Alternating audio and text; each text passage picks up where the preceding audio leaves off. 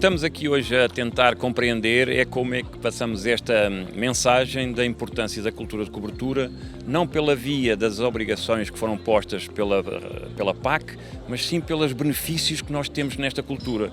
Aquilo que estamos a assistir é, no fundo, estudar a forma como esta cultura, se for bem aplicada, pode ser uma cultura muito económica e pode vir a ajudar-nos na cultura principal, que é a cultura do milho.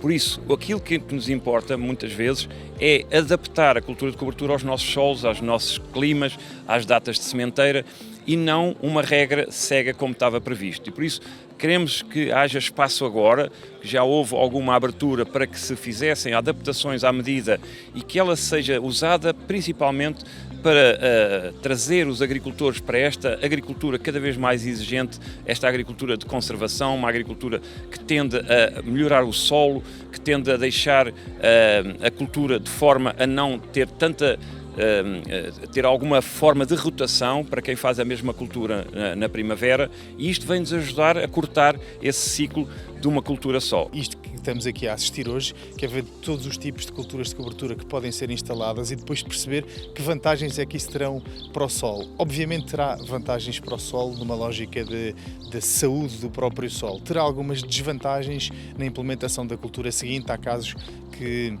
onde é complicado depois o que fazer a tanta massa verde, e por isso é tão importante dias como este que estamos a assistir hoje aqui em Cruz, em que a Ampromis faz uma série de culturas de cobertura diferentes, e para nós agricultores percebermos quais poderão ser as vantagens de umas ou de outras e o que é que isso depois, com a ciência que também irá estar aqui a explicar, quais são as vantagens efetivas para a saúde do solo. O que estamos a usar é uma regra cega, transversal, que pode fazer sentido em algumas explorações e em algumas localizações, e noutras, muito em concreto naquela onde eu me encontro, em que parte dos terrenos são terrenos que são alagados de inverno, com as cheias do Sorraia, não faz qualquer tipo de sentido. Eu penso que a cultura do tomate beneficia bastante com as culturas de cobertura, porque, como ouvimos durante esta manhã, as várias opções de espécies que existem podem ser adaptadas a cada parcela, e isso é muito importante, é sabermos que tipo de problemas é que temos na nossa parcela e adaptar as espécies das culturas de cobertura que vamos integrar na nossa parcela para um melhoramento. E como foi referido, não podemos ver a cultura de cobertura como um custo, mas como um investimento, porque com a redução de agroquímicos que estamos a ter nos últimos anos e que sabemos que na próxima década ainda terão tendência a reduzir mais, este tipo de culturas podem ser a solução para o futuro. Efetivamente, as culturas de cobertura apresentaram-se como uma possível solução, ou pelo menos mais uma solução, para melhorar a saúde do sistema cultural, onde a cultura do tomate faz parte. E, portanto, quando enfrentamos problemas graves, como são algumas pragas e doenças, sobretudo algumas pragas emergentes, como foram a Bemisia tabaci, a mosquinha branca, a tuta absoluta, que são pragas muito complicadas e que nós trabalhamos ainda antes do início destes projetos, mas que estávamos a ver muito difícil solução, percebemos que não havia outra alternativa senão introduzir elementos de alteração do sistema. E é aí que encaixam as culturas de cobertura. No que diz respeito ao tomate, eu enfatizaria dois aspectos fortes. No que respeita à melhoria da saúde do solo e, portanto, tudo o que daí vem em consequência, capacidade da planta desenvolver mecanismos de resistência aos inimigos das culturas, e nós sabemos que cientificamente isso existe, isso está provado e, portanto, existe.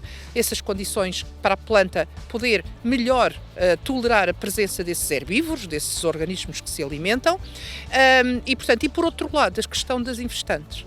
As infestantes são um problema muito complicado nestes sistemas de monocultura de tomate, e o uso de herbicidas neste momento deve e cada vez mais é limitado, ou deve estar limitado, por várias razões. E não vamos aqui elencá-las. Na realidade é muito importante baixar custos, mas também é muito importante dar a mão àquilo que são as consequências ambientais do uso destes produtos. Tivemos produção, na análise que fizemos, do simples para o dobro, em termos de quantidade de tomate produzido na parcela com cultura de cobertura, do simples para o dobro. Não houve diferença ao nível do tamanho do fruto, mas houve diferença ao nível da quantidade, do peso total da produção. No que respeita às investantes, por exemplo, é muito interessante porque é um indicador de muito fácil visualização, porque o produtor imediatamente percebe como é que está a evoluir a densidade de infestação na sua parcela e os resultados que nós temos tido são visíveis a olho nu. Claro que fizemos quantificação e claro que verificamos que em algumas das plantas infestantes, elas praticamente até desapareceram das amostragens. Portanto, não é que tenham desaparecido do campo, mas desapareceram nas amostragens. Algumas nem tanto, algumas infestantes persistem, mas temos na realidade resultados muito interessantes de redução de percentagens que podem ir até aos 100% da presença de infestantes nas parcelas com cultura de cobertura. Estas culturas funcionam de uma forma bastante eficaz porque cobrem o solo durante o inverno e têm um crescimento importante durante uma fase em que normalmente não haveria esse crescimento, vão permitir acumular muita matéria orgânica e muita biomassa nestas áreas. Essa biomassa depois vai ficar disponível para a cultura seguinte e isso acaba por se traduzir em benefícios bastante evidentes no solo em termos de sequestros de carbono. São culturas também que melhoram bastante em termos do ciclo da água e do ciclo do azoto e, portanto, permitem utilizar quer a água, quer o azoto de uma forma mais eficaz e, por essa via, reduzir ou as necessidades de rega ou as necessidades de fertilização da cultura principal. Assim, a gente estabeleceu aqui uma estratégia relativamente à utilização de colza em biofumigação, fazendo aqui uma rotação nas culturas de cereais, focado aqui um bocadinho no milho. Com esta estratégia, o que pretendemos acaba por ser utilizar a planta colza com as suas mais-valias da biofumigação. Isto porque elas têm o poder de ter os glucosinolatos e uma enzima chamada mirosinase, e quando nós destruímos essa cultura e que podemos destruí-la e incorporar em finais de fevereiro, março, temos aqui uma viabilidade grande e com essa incorporação conseguimos obter uma biofumigação que provém dos isotiocianatos. Nós temos aqui algumas culturas da nossa gama de produtos pró-terra, ou seja, são essencialmente culturas vocacionadas para a rotação com culturas como o milho, o tomate ou outras culturas hortoindustriais.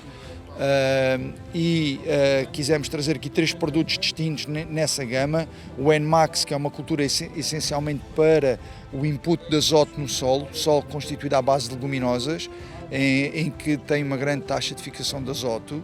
Depois a cultura, o Strutturator, que é uma cultura que já introduzimos brássicas, onde, juntamente com os leguminosas e gramíneas, dada a sua complexidade radicular, vão explorar diferentes horizontes e perfis do solo, normalmente utilizado de mótica mais de descompactação, em solos mais compactados. E temos a mistura terra, que é uma mistura cujo o principal objetivo é produzir biomassa. Depois temos ainda uma mistura dentro desta gama do Pro-Terra, que é a EBI, que é uma mistura para a atração de insetos auxiliares, nomeadamente polinizadores. Depois temos ainda 3 misturas aqui no campo com o objetivo forrageiro. O Avex, o Tritimix e o Fertifeno. Já são 3 misturas que vêm na nossa gama de produtos de culturas anuais forrageiras, que têm uma função também de aumento da biodiversidade. Semeámos estas 4 misturas, aqui tudo são misturas, creio que a Ampromis semeou a 27 de novembro. Quanto a mim, é uma data já tardia para a instalação destas culturas. Estas variedades, estas misturas que nós compramos a semente na Alemanha são semeadas em julho e agosto. Tivemos um caso de sementeira com drone durante a cultura do milho, portanto ainda levou uma rega ou 2 da cultura do milho, a instalação depois foi debulhado tudo, foi um bom resultado que tivemos noutro sítio. A Lusocem tem começado a trabalhar nas culturas de cobertura desde há cerca de 3, 4 anos, de forma mais intensa. O nosso catálogo está baseado em essencialmente 2 espécies, trevos e ráfanos, o que, tal como nós fazemos na apresentação ali em cima, tem uma certa janela de aplicação. Isto é, as sementeiras aqui foram realizadas no dia 27 de novembro, por exemplo, em que a data de sementeira, por exemplo, é um fator absolutamente crítico na performance das culturas. As culturas têm datas ideais de sementeira e aqui demonstra-se, por exemplo, que ráfanos e trevos são claramente espécies que precisam de um outono e entrando no inverno são mais limitantes. E, portanto, apesar de não estar com o vigor que temos noutros campos e noutras regiões, aqui permite discutir, por exemplo, o conceito e o condicionalismo da data de sementeira nas opções culturais relativamente a essas 2 espécies, que neste momento são as que fazem parte da base do nosso catálogo. Quando se fala de culturas de cobertura, tal como se apresenta ali na nossa reunião, aquilo que se deve discutir são funções, isto é, quais são as funções que elas têm, quais são os efeitos que elas têm e, portanto, diferentes parcelas e diferentes solos e diferentes agricultores vão, por exemplo, recorrer a diferentes misturas em função das funções e dos objetivos que têm. E, portanto, não há uma receita, há diferentes receitas para diferentes funções, para diferentes objetivos. As culturas de cobertura e a cobertura de solo não tenho dúvida nenhuma do interesse agronómico que têm e da mais-valia, não só em termos de aumento da melhoria do capital e do ativo que é o solo de cada parcela, mas até de operações futuras, de redução de inputs ao sistema de forma mais artificial. Portanto, eu não tenho dúvida nenhuma da enorme relevância que isto tem. A questão das culturas intercalares, integradas nas células BCAAs, tanta polémica têm trazido a nível da Europa, é uma questão pertinente, não é? E, portanto, a Ampromis tinha que estar envolvida na discussão e na análise das vantagens e dos inconvenientes das culturas de cobertura. Ter aqui uns campos de ensaios para, primeiro, mostrar às pessoas o que são estas culturas de cobertura e depois permitir que haja uma discussão sobre elas, vantagens e inconvenientes, e que, no fundo, isso seja uma orientação futura, quer para os decisores do Ministério da Agricultura, quer também para os próprios agricultores saberem com que ferramentas podem contar. A Câmara Municipal de Cruzes, desde a primeira hora, acolheu este desafio da Ampromis no sentido de se associar a este projeto da Inove Milho e criar aqui na Estação Experimental António Teixeira o Centro de Competências Nacional do Milho e do Sorgo. E hoje, nesta iniciativa que nós tivemos aqui, é a demonstração que, de facto, estas entidades, a Câmara Municipal, a Ampromis, o INIAV, de facto tiveram uma visão de futuro, porque cada vez que existem aqui iniciativas que visam juntar os académicos, os agricultores, os investigadores, todos aqueles que têm, de facto, uma palavra a dizer sobre a agricultura, é muito participada estas iniciativas de Inove Milho. Este é um exemplo magnífico da conjugação das práticas no terreno e das práticas de alguns dos melhores agricultores que nós temos, com investigação científica a vários níveis.